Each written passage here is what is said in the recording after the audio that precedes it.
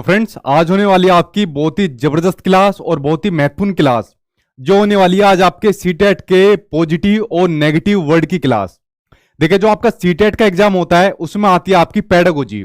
मैं बात करूं आपके पेडागोजी की, सबसे आसान आती है। अगर आपने पेडागोजी कर ली तो समझ लो आपका सीटेट का एग्जाम आपका पास हो गया, क्योंकि सबसे आसान आती है आपके सीटेट के एग्जाम में पेडागोजी, अगर आपको इसको करने का तरीका पता चल गया। जो आज की वीडियो के अंदर मैं आपको बताने वाला हूं, आपके पॉजिटिव और नेगेटिव वर्ड, अगर आपने इनको अच्छे तरीके से देख लिया, समझ लिया और क्वेश्चन आंसर की प्रैक्टिस कर ली, आप लोग वीडियो को एंड होने के बाद क्या होगे, यार वाकई में सबसे आसान होती है पेडागोजी। ठीक है, 2-4 मिनट लेट हो गया तो थोड़ा सा स्क्रीन के अंदर कुछ दिक्कत चल रही है, टेक्निकल दिक्कत, आप लोगों को थोड़ी सी प्रॉब्लम आएगी स्क्रीन के अंदर, बट थोड़ा मैनेज कर लेना। ठीक है, क्योंकि आज की क्लास के ऊपर आप लोग लिख लेना वेरी वेरी इंपॉर्टेंट, क्योंकि आज की क्लास आपको पेपर पास कराने वाली क्लास आपको देखने को मिलने वाली है। पहली बार चैनल पर आया है वो चैनल को सब्सक्राइब कर लेना, क्योंकि आपके एग्जाम तक आपकी क्लास चलने वाली है, ताकि आपको सभी क्लास मिलती रहे। चैनल को आप लोग सब्सक्राइब कर लेना। पहला और सबसे दमदार और सबसे सदाबहार आपका जो टैग वर्ड है, आपका जो वर्ड है नेगेटिव, वो है आपका केवल, यानी कि ओनली। ऐसा हो ही नहीं सकता कि आपके सीटेट के एग्जाम में ये आपका वर्ड आपको देखने को न मिले, जो वर्ड आपका ओनली, केवल, मात्र, सिर्फ आपसे पूछा जाता है, जिसको इंग्लिश में कहा जाता है ओनली। ये वर्ड आपके सीटेट के एग्जाम में भर भर के आपके पूछा जाता है। ठीक है जी, मैं ठीक हूं, आई होप आप लोग सब ठीक होंगे। मैंने कहा कैमरा थोड़ा बहुत हिलेगा, थोड़ा मैनेज कर लेना।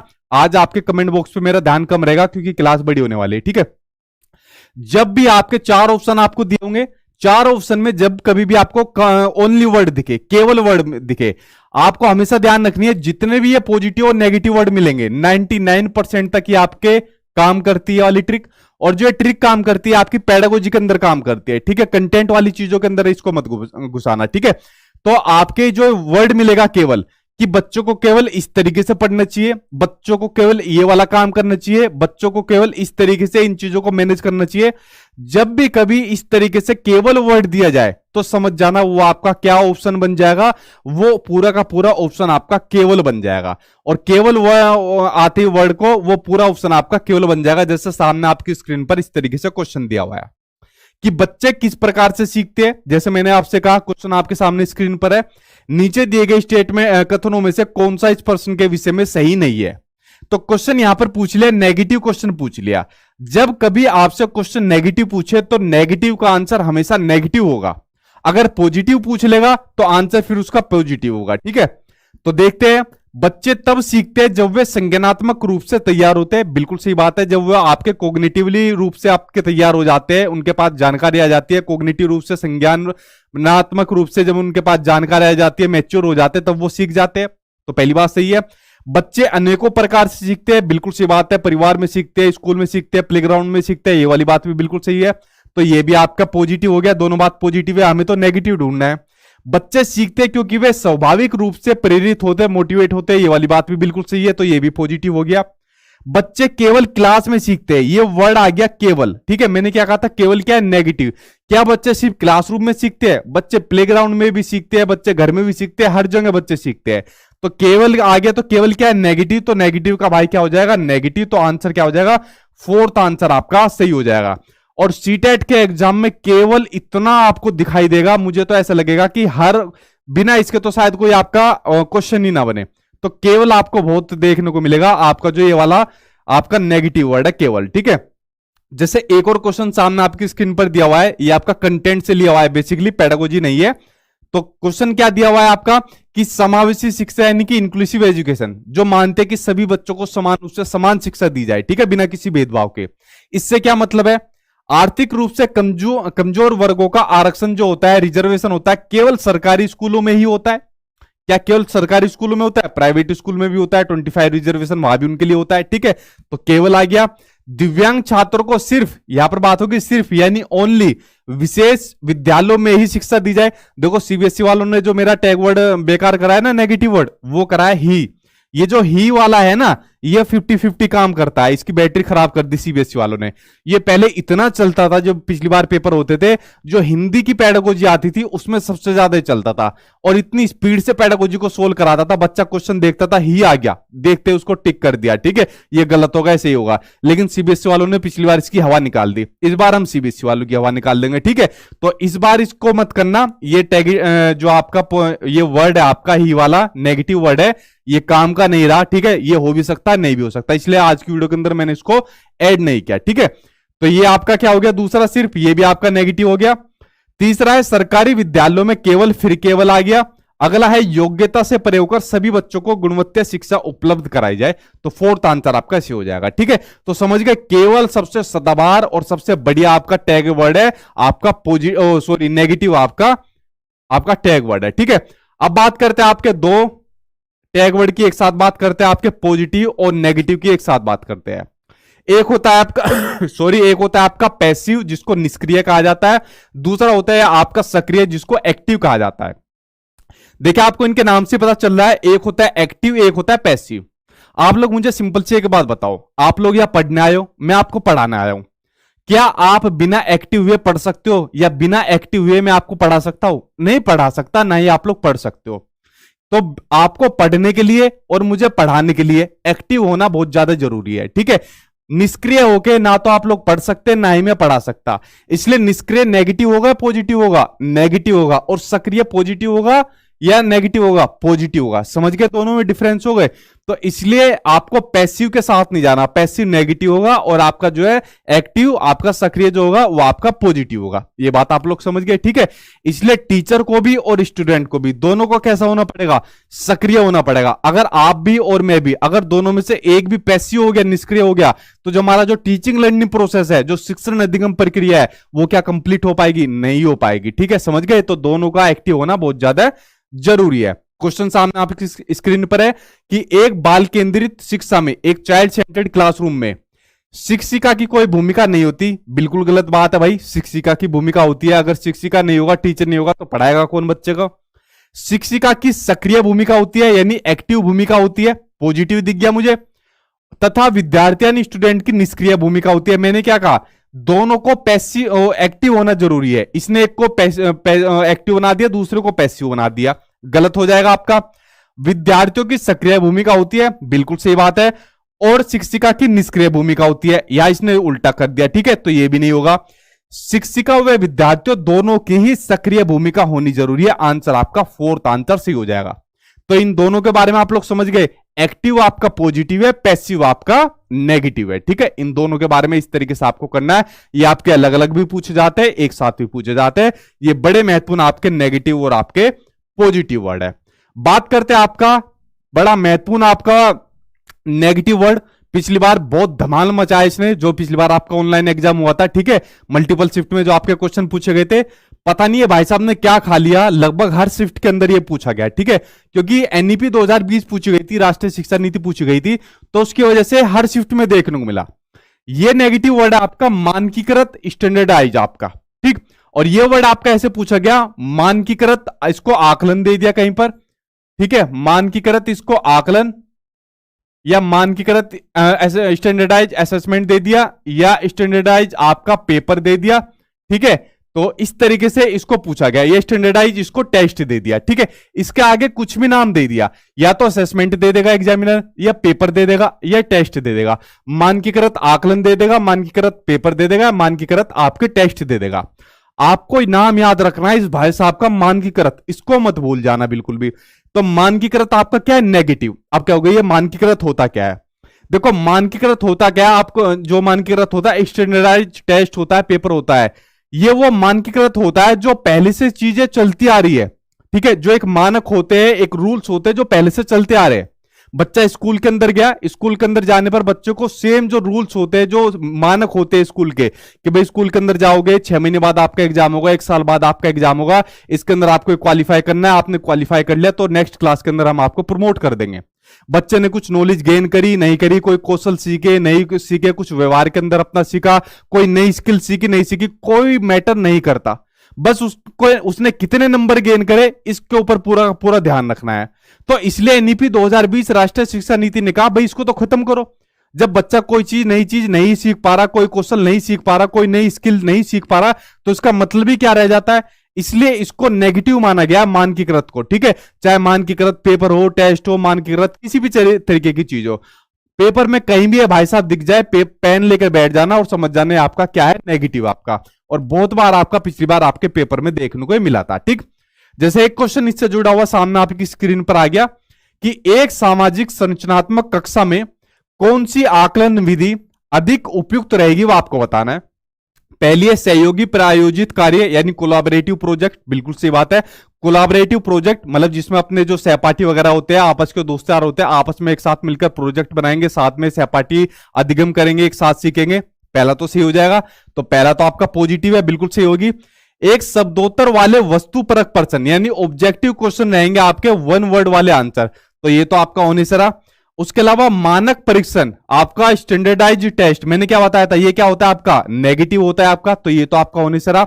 मात्र स्मरण पर आधारित, स्मरण आपका, ठीक है, याद करना, मेमोराइज करना, ये आपका क्या होता है, ये आपका नेगेटिव आपका वर्ड होता है, ये भी आपका भी आ जाएगा, ठीक है। तो ये क्या होता है आपका, नेगेटिव होता है। तो देखिए दो नेगेटिव मिल गए, तो दो ऑप्शन तो वैसे ही गलत हो गए, एक का थोड़ा इसके अंदर दिमाग लगा है, तो आंसर क्या बच जाएगा, फर्स्ट आंसर आपका सही हो जाएगा, ठीक है। तो समझ गए इस भाई साहब के ऊपर, मानकीकृत के ऊपर, ये आपका नेगेटिव आपका वर्ड है, ठीक। ये आपका इस बार नया पेपर के अंदर देखने को मिला।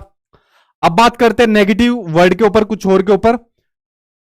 ये आपके दंड या फिर सजा या फिर वह यानी कि पनिशमेंट या फिर फियर। आपको बच्चों को किसी भी तरीके का पनिशमेंट, किसी भी तरीके की सजा या किसी भी तरीके का डर नहीं दिखाना, ना इसको फिजिकली पनिशमेंट देनी है, ना ही उसको मोरली पनिशमेंट देनी है। आपकी और हमारी खूब अच्छी तरीके से तुड़ाई हो चुकी है, ठीक है। डंडों से भी पिटे, हाथ खड़े कर चुके हैं, मुर्गा भी बन चुके हैं। कुछ टीचर यहां मारते थे दबा दबा के, ठीक है। कुछ कान पे भी मारा हुआ है अच्छी तरीके से, ठीक है। कुछ ने खून भी निकाल चुके हैं अच्छी तरीके से। तो इतनी बढ़िया तरीके से मार पिटाई हो चुकी है, ठीक। बट आज की डेट में हम बच्चों को उंगली भी नहीं दिखा सकते, उसको ये भी नहीं कह सकते तू गधा है, ठीक है। इतनी भी हमारी औकात नहीं है बच्चों को बोलने की, इतनी बड़ी सुप्रीम पावर आज की डेट में बच्चा बन चुका है। तो अगर किसी भी ऑप्शन के अंदर आपको यह वर्ड दिख जाए कि आपको बच्चों को पनिशमेंट देने वाले वर्ड की बात आ जाए, बच्चों को डर दिखाने वाली बात वर्ड की बात आ जाएगी, ठीक है। जैसे हमको डर दिखाया जाता था, चुपचाप बैठ जाओ वरना बाहर निकाल दिए जाओगे, मुर्गा बना दिए जाओगे, ठीक है, टांगे तोड़ दी जाएगी, तो समझ जाना वो आपके कैसे वर्ड हो जाएंगे, वो आपके नेगेटिव वर्ड हो जाएंगे, ठीक है। ये बात आप लोग समझ गए। देखिए आगे बढ़ते ऑप्शन के ऊपर। हमारे टाइम पे तो किसी ने बताया नहीं, स्कूल टाइम पे ये सब चीजें, ठीक है।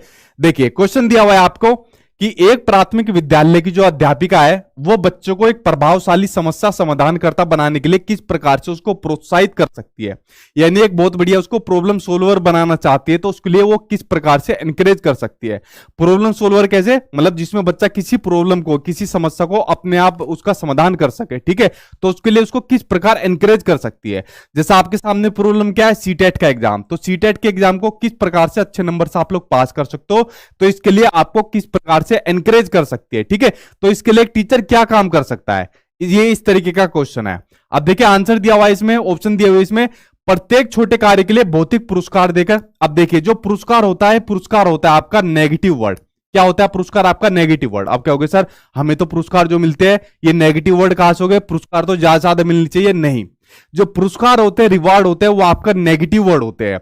पुरस्कार अगर आप इसको पॉजिटिव वर्ड के रूप में लोगे, तो पुरस्कार अगर कभी पार्शली मिले, किसी खास अचीवमेंट पे मिले, मान लीजिए आपने सीटेट का एग्जाम पास कर लिया, बहुत अच्छे नंबर से पास करा, आपने गवर्नमेंट जॉब पास करी, बहुत अच्छे नंबर से पास करी, ठीक है, किसी खास अचीवमेंट पर आपको शाबाशी मिली या कुछ और बड़ा कीर्तिमान हासिल करा, उस पर अगर कोई रिवार्ड आपको मिला तो वो आपका पॉजिटिव है। वरना छोटे छोटे काम के लिए अगर आपको रिवार्ड मिला है, पुरस्कार मिला है, तो आपका क्या होगा, आपका नेगेटिव होगा। और सीटेट में हमेशा पुरस्कार ज्यादातर जब भी आया आपका नेगेटिव वर्ड आया, ठीक है। तो पहला आपका होने से रहा। दूसरा भाई साहब आपको दिख गया केवल, तो केवल भी क्या होता है आपका, केवल आपका नेगेटिव वर्ड होता है। तीसरा है आपका गलत उत्तरों को अस्वीकार करके उनको दंडित करके, तो दंडित भी क्या होता है आपका, नेगेटिव होता है। तो देखो तीन ऑप्शन के अंदर शुरुआत में मुझे नेगेटिव मिल गए, तो चौथा क्या बचा, चौथा ही पॉजिटिव बचा, कि बच्चों को सहजनाभूत अनुमान लगाने के लिए प्रोत्साहित करना, उनको एनकरेज करना कि बेटा आप लोग अनुमान लगाओ कि सीटेट के एग्जाम में इतने बढ़िया नंबर कैसे आ सकते हैं, और उसी पर आधारित विचार मंथन करके एक और पॉजिटिव वर्ड आया विचार मंथन करके, यानी ब्रेन स्टॉर्मिंग। ब्रेन स्टॉर्मिंग क्या होता है आपका? पॉजिटिव वर्ड होता है, ठीक है, ब्रेन स्टॉर्मिंग आपका, ठीक है। जब भी कोई प्रॉब्लम सोल्व करता है आदमी, तो उसके दिमाग में क्या होता है? ब्रेन स्टॉर्म होना आपका स्टार्ट हो जाता है, ठीक है। दिमाग में क्या होता है? मंथन होना उसका स्टार्ट हो जाता है, ठीक है। आपसे मैंने पूछा कि बताओ सीटेट के एग्जाम अच्छे नंबर से पास कैसे करोगे? आपके सामने समस्या, इस समस्या के बाद आपके दिमाग में क्या हुआ?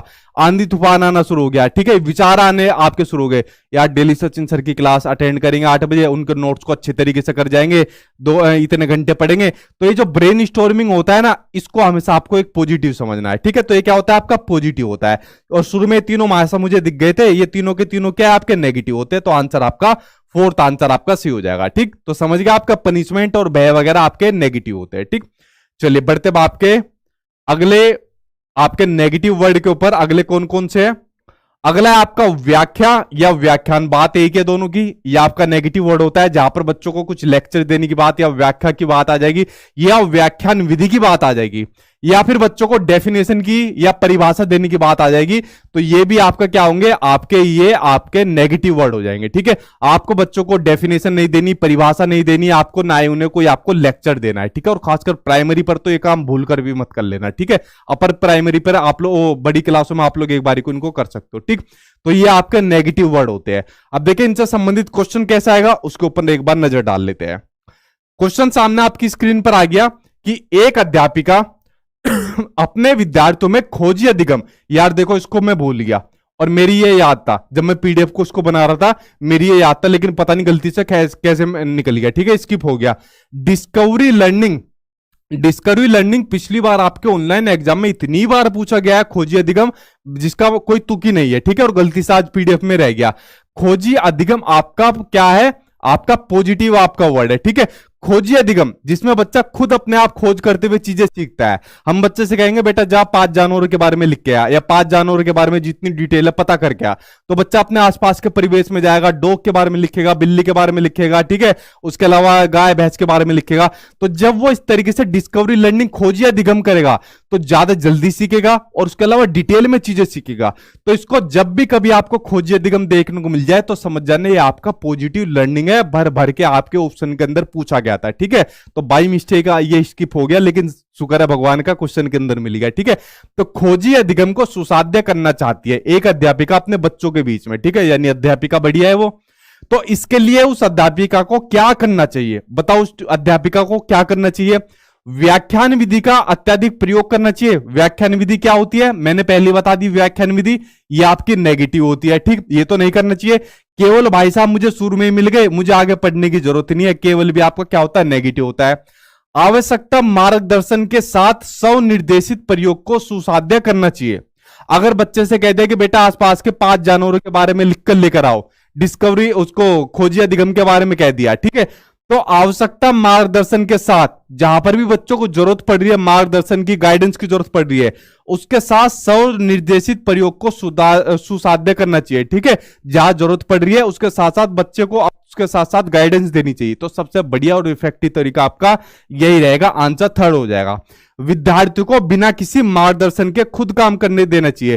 देखो बच्चा इतना बड़ा नहीं होता कि अपने आप ही मार्गदर्शन के सारा काम कर जाएगा, फिर स्कूल ही जाने की क्या जरूरत होगी, घर में बैठ कर कर लेगा सारा काम, टीचर का काम ही क्या बचेगा। तो ये आंसर आपका नहीं होगा, आंसर आपका थर्ड आंसर आपका सही हो जाएगा, ठीक है। समझ गए इस बात को? और इसको देख लेना, खोजी अधिगम को, ये आपका पॉजिटिव आपका वर्ड है, ठीक है। बढ़ते अब आपके अगले नेगेटिव और पॉजिटिव वर्ड के ऊपर। यहां तक आप लोग समझ गए इसके ऊपर। अगले पॉजिटिव और नेगेटिव वर्ड है आपका। पहले अगर मैं नेगेटिव की बात करूं तो रटना, याद करना, संस्कृत वाले लिख लेना, कंठस्थ करना, ठीक है। हालांकि कंठस्थ मत लिखो, कंठस्थ भी पिछली बार फेल हो गया था, ठीक है, वो भी आपका कई बार पॉजिटिव के अंदर चला जाता है। रटना और याद करना, रोट और मेमोराइज करना, ठीक है, रोट लर्निंग और आपका मेमोराइज करना, ठीक है। तो इसी को याद करो, इन दो को याद करो। ये आपका किसके अंदर आते हैं? रोट, इसके नेगेटिव के अंदर आते हैं। पॉजिटिव के अंदर क्या आ जाएगा? अगर बच्चों को कहा जाए कि आपको कोई चीज रटनी है, कोई चीज आपको याद करनी है, स्मरण करनी है, मेमोराइज करनी है, तो समझ लेना वो ऑप्शन आपका पूरा का पूरा आपका गलत हो जाएगा। कभी भी बच्चों को आपको रटने के ऊपर, स्मरण करने के ऊपर आपको फोकस नहीं करना, हमेशा उसको समझाने के ऊपर आपको प्रेरित करना है, फोर्स करना है, ठीक है। अंडरस्टैंड करने पर और कंसेप्चुअल अंडरस्टैंडिंग पर ज्यादा बल देना है। अच्छा एक बात बताओ, जो पेडागोजी होती है, क्या पेडागोजी आपका सब्जेक्ट कहीं भी आपका रटने का सब्जेक्ट है? मुझे बता दो कौन सी ऐसी किताब है, बता दो जहां पर पेडागोजी को आप रट कर मतलब इसको समझ सकते हो। कोई किताब नहीं है। मैं चारों आपको वो होते हैं ऑप्शन होते हैं उसको एक्सप्लेन कर रहा हूं, क्योंकि पेडागोजी समझकर ही सीखी जाती है, इसको आप रट कर नहीं सीख सकते। और जो आपका सीटेट का जो पैटर्न इस बार बन गया है ना, जिस बच्चे ने समझकर चला गया पेपर को, उसकी पकड़ से बाहर आपका सीटेट का एग्जाम नहीं है। इसलिए कहा गया है कि आपको चीजें बच्चों को समझानी पड़ेगी, ना कि उसको रटानी पड़ेगी। ठीक है, दो एकम दो, दो दूनी चार वाला काम अब नहीं चलेगा। ठीक, तो ये आपके रटने याद करने आपके नेगेटिव है और आपके समझना आपका पॉजिटिव आपका वर्ड है। ठीक, अब देखिए क्वेश्चन सामने आपकी स्क्रीन पर आ गया कि क्वेश्चन किस तरीके से है कि विद्यार्थियों के अधिगम को सुसाध्य करने के लिए शिक्षिका को निम्नलिखित में से किस पर ध्यान देना चाहिए? बताओ कि विद्यार्थी जो सीख रहा है उसको सुसाध्य करने के लिए, फैसिलिटेट करने के लिए किस पर ध्यान देना चाहिए? परीक्षाओं के प्रति भय पैदा करना चाहिए कि बेटा सही से पढ़ लो वरना फेल हो जाओगे, तुम्हारी जिंदगी खराब हो जाएगी, ये सब हो जाएगा, वो सब हो जाएगा? नहीं, क्योंकि मैंने आपको बता दिया था जो भय होता है यानी जो फियर होता है ये क्या होता है? आपका नेगेटिव होता है। तो ये तो आपका ऑप्शन वैसे भी रहा। रट कर याद करने पर बल देना, रटना क्या बताया मैंने आपका? रटना क्या होता है? आपका नेगेटिव वर्ड होता है, तो ये भी आपका होने से रहा। उसके अलावा निष्क्रिय, निष्क्रिय यानी पैसिव, पैसिव मैंने आपको शुरुआत में क्या बता दिया था? आपका नेगेटिव वर्ड होता है। देखो तीन ऑप्शन तो नेगेटिव नेगेटिव नेगेटिव मिल गए, तो ये तो वैसे ही कट गया। बचा क्या भाई साहब? फोर्थ आंसर बचा कि बच्चों के पूर्व ज्ञान से संबंध जोड़ना।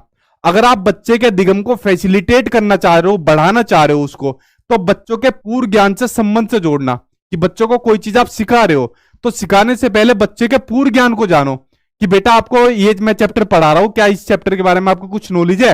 तो बच्चा बताएगा हाँ सर मुझे इसके बारे में ये नॉलेज है। ठीक है, तो पूर्व ज्ञान से उसको जोड़कर आप लोग उसको पढ़ाइए। तो आंसर जो फोर्थ हो जाएगा, फोर्थ आंसर आपका सी हो जाएगा। बाकी तीनों के अंदर आपके नेगेटिव वर्ड छुपे बैठे थे, जिसको देखते आपने टिक करा और तीनों का आंसर आपका निकल कर आ गया। ठीक है, इसको आप लोग समझ गए। बढ़ते अब आपके अगले के ऊपर। हाँ वेरी गुड आंसर, आप लोग सही दे रहे हो। साथ के साथ पोल दिया करो सर जी। पोल मिल जाएगा इसके अंदर। चलो नेक्स्ट टाइम से देंगे पोल, अभी आप इसके ऊपर ध्यान लगाइए। देखिए अगला क्वेश्चन एक और आगे सामने स्क्रीन पर इसी से जुड़ा हुआ कि विद्यार्थियों में संकल्पनात्मक समझ यानी कि जो आपका कंसेप्चुअल अंडरस्टैंडिंग होती है, मैंने क्या कहा ना कि अब जो अंडरस्टैंडिंग बनानी है, समझ बनानी है, वो कैसी बनानी है? कंसेप्चुअल अंडरस्टैंडिंग बनानी है, रटने पर ध्यान नहीं लगाना बिल्कुल भी। तो कंसेप्चुअल अंडरस्टैंडिंग को सुसाध्य करने के लिए एक टीचर को क्या करना चाहिए? बताओ क्या करना चाहिए? छात्रों को केवल, ये भाई साहब दिख गया, केवल केवल यंत्रवत रूप से यानी कि आपका रोट मेमोराइजेशन पर। ठीक है, तो देखो नेगेटिव नेगेटिव मिल गए, तो ये ऑप्शन तो आपका होने से रहा। संकल्पों के वार्तालाप, उदाहरण और गैर उदाहरण को समाहित करना चाहिए। देखो उदाहरण की बात तो सही आ रही है, अगर आप बच्चों को कंसेप्चुअल अंडरस्टैंडिंग बताना चाह रहे हो, ठीक है, उनको इस तरीके से फैसिलिटेट करना चाह रहे हो, तो उदाहरण तो दो। गैर उदाहरण देने का क्या फायदा? अगर मैं आपको जीन प्याजे पढ़ा रहा हूं तो जीन प्याजे से संबंधित उदाहरण दे दिया आपको, लेकिन गैर उदाहरण देने का क्या फायदा? एसएससी की चीज आपको बता दूं तो उसको देने का क्या फायदा? तो ये तो आपका ऑप्शन आपका होने से रहा। ठीक, जो प्रस्तुत किया है और जो पहले से ही ज्ञात है उन दोनों के संबंध स्थापित करने के अवसर प्रदान करनी चाहिए। बिल्कुल सही बात है। अध्यापन की व्याख्यान विधि, तो देखो यहां पर क्या आ गया? आपकी व्याख्यान विधि आ गया, ये क्या हो जाएगा? आपका नेगेटिव हो जाएगा। तो यहां पर एक नेगेटिव, दो नेगेटिव और तीसरे में आपने दिमाग लगा लिया भाई गैर उदाहरण की बात हो रही है, तो आंसर क्या हो जाएगा? थर्ड आंसर आपका यहां पर सही हो जाएगा। ठीक है, समझ गए इस तरीके से आप लोग कि दोनों के बीच में आपने संबंध बना लिया, जो दोनों आपकी नॉलेज थी प्रीवियस की और आपकी नई वाली। ठीक, अच्छा एक और आपका नया नेगेटिव वर्ड देखने को मिला, जो पिछली बार ऑनलाइन एग्जाम में देखने को मिला। हालांकि ऑफलाइन एग्जाम में भी आता था, लेकिन ऑनलाइन एग्जाम में पिछली बार इसने खूब धूम मचाई थी। ये वाला नेगेटिव वर्ड है आपका ड्रिल एंड प्रैक्टिस, वेधन और अभ्यास। ठीक है, आप क्या सर प्रैक्टिस करने से तो हमारी नॉलेज बढ़ती है, वो वाली कहावत है कि practice makes a man perfect. ठीक है, ये वाली कहावत आपकी देखो यहां पर नेगेटिव कैसे हो जाती है? अगर हम किसी बच्चे को ज्यादा प्रैक्टिस कराते रहेंगे, बेटा कर इसकी प्रैक्टिस करता रहे, तो प्रैक्टिस कराने से बच्चा उसका आदी हो जाएगा और रोट मेमोराइजेशन की तरफ चला जाएगा। जब वो रोट मेमोराइजेशन की तरफ चला जाएगा, रोट लर्निंग की तरफ चला जाएगा, तो आपका क्या हो जाएगा? आपका नेगेटिव वर्ड हो जाएगा। ठीक है, इसलिए ड्रिल और प्रैक्टिस को क्या माना गया है कि इसको कम से कम बच्चों को कराया जाए। ठीक है, कंसेप्चुअल अंडरस्टैंडिंग की तरफ ज्यादा कराया जाए। ठीक है, तो आपको ध्यान रखना है ड्रिल एंड प्रैक्टिस जो है आपका वेदन और आपका अभ्यास है, ये आपका नेगेटिव वर्ड है। ठीक है, इसको आप लोग समझ गए। अब जैसे क्वेश्चन सामने आपकी स्क्रीन पर आ गया कि बच्चे के चिंतन में संप्रत्यात्मक बदलाव को किस प्रकार प्रोत्साहित आप लोग कर सकते हो, बताओ। कंसेप्चुअल चेंज को, कंसेप्चुअल अंडरस्टैंडिंग को, ठीक है, किस प्रकार से आप लोग प्रोत्साहित यानी एनकरेज कर सकते हो। दंड का यूज करके, पनिशमेंट का, पनिशमेंट क्या बताई थी मैंने, पनिशमेंट क्या होता है आपका, नेगेटिव होता है, तो ये तो आपका होने से रहा। बहु विभिन्न उदाहरण देकर और बच्चों को उनके तर्क खोजने के लिए, देखो बात आ गई ना यहां पर, तर्क खोजने की बात आ गई यहां पर। ठीक है, तो खोजी उपागम मैंने क्या कही थी, खोजी उपागम क्या होता है आपका पॉजिटिव वर्ड होता है। तो भाई आपका पॉजिटिव आपका ये देखने को मिल गया। बच्चों को सही संप्रत्यय का रट्टा मार का, रट्टा मारना क्या होता है, रट्टा मारना आपका होता है आपका नेगेटिव वर्ड होता है, ये भी होने से रहा। बारंबार वेदन और अभ्यास, ड्रिल एंड प्रैक्टिस, तो ड्रिल एंड प्रैक्टिस क्या होता है आपका नेगेटिव वर्ड होता है। तो देखो एक ऑप्शन के अंदर सारे आपके पॉजिटिव और नेगेटिव देखने को मिल गए। तो पॉजिटिव कौन सा है कि भाई अलग अलग उदाहरण देकर बच्चों को क्या काम करो, तर्क खोजने के लिए उन्हें कहो। ठीक है, तो सबसे पॉजिटिव आंसर आपका सेकंड आंसर आपका सही हो जाएगा, जिससे बच्चे की कंसेप्चुअल अंडरस्टैंडिंग, कंसेप्चुअल चेंज बनेगा। तो सेकंड आंसर आपका सही हो जाएगा। ठीक है, समझ गए आप लोग। चलिए बढ़ते आपके अगले पॉजिटिव और नेगेटिव वर्ड की ओर। अगले पॉजिटिव और नेगेटिव वर्ड है आपके, जिस भी ऑप्शन में आपको text book centred, teacher centred या फिर करिकुलम सेंटर्ड, ठीक है, या फिर आपका करिकुलम सेंटर्ड मिल जाए, समझ जाना वो आपके नेगेटिव वर्ड है। आपको सिर्फ और सिर्फ एक चीज ध्यान रखनी है, चाइल्ड सेंटर्ड यानी कि बाल केंद्रित। क्या ध्यान रखना है, सिर्फ और सिर्फ आपको बाल केंद्रित ध्यान रखना है। मैं यहां पर इसलिए पढ़ा रहा हूं, आप लोग इसलिए पढ़ रहे हो, ये सब शिक्षण व्यवस्था इसलिए क्योंकि बच्चा है। ठीक है, तो सिर्फ और सिर्फ इसलिए काम यहां पर हो रहा है क्योंकि बच्चा है, बच्चों को सुप्रीम पावर आपको माननी है।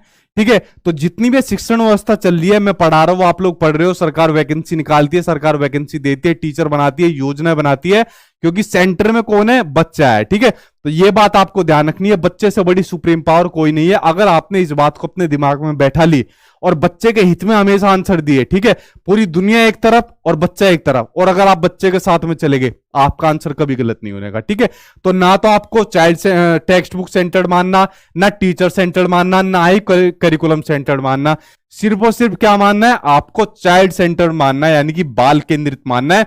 पूरी दुनिया जाए बाढ़ में, हमारा बच्चा जाए साइड में। ठीक है, ये चीज आपको माननी है। देखिए क्वेश्चन जैसा आपके सामने स्क्रीन पर आ गया कि राशि ने बच्चों की अवधारणाओं के प्रति समझ का आकलन करने के लिए, जो बच्चों के कंसेप्ट होते हैं, अवधारणाएं होती है, उनकी समझ का आकलन करने के लिए एक नई विधि का प्रयोग किया। देखो राशि भी मतलब टैलेंटेड टीचर है, किस तरीके का वो प्रयोग कर रही है। ठीक है, उसने बच्चों से कहा कि वे एक उत्तर के लिए जितना संभव हो अधिक से अधिक प्रश्न बनाए। ठीक, यानी क्रिएटिव टीचर है यहां पर राशि। तो शिक्षण अधिगम का यह उपागम क्या है वो आपको बताना है। बाल केंद्रित है, आप कहोगे सर आपने पॉजिटिव बता दिया, बाल केंद्रित जहां पर भी ऑप्शन में मिल जाए आंख बंद करके लगा देना, तो लगा दो भाई आंख बंद करके। पाठ्य पुस्तक केंद्रित आपका नेगेटिव होता है। उपदेशात्मक, जहां पर भी उपदेश देने की बात आ जाएगी आपका नेगेटिव हो जाएगा। कंठस्थीकरण, मेमोराइज करना, मेमोराइज करने की बात क्या कही थी मैंने, आपका नेगेटिव होता है। आंसर क्या हो जाएगा, नेगेटिव नेगेटिव नेगेटिव, सिर्फ आपका फर्स्ट आंसर आपका यहां पर सही हो जाएगा। ठीक है, चलिए